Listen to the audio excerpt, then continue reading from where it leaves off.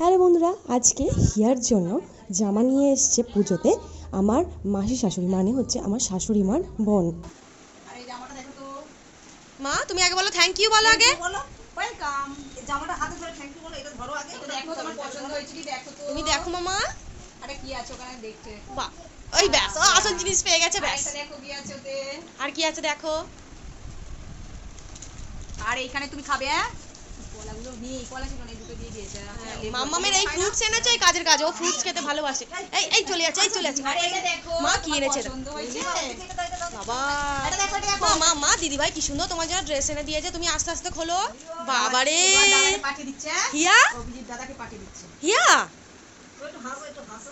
ড্রেসটা কত সুন্দর, দেখো জ্যাকেট আছে, এই দেখো জ্যাকেট, তুমি টপটা শুধুও পরতে পারবে আর জ্যাকেটও পরতে পারবে, আর ওর সাথে এই প্যান্টটা বাহ খুব সুন্দর হয়েছে। মামা থ্যাংক ইউ বলে দাও, আর গালে একটা হাপু দিয়ে দাও। থ্যাংক ইউ বলে গালে একটা হাপু দাও।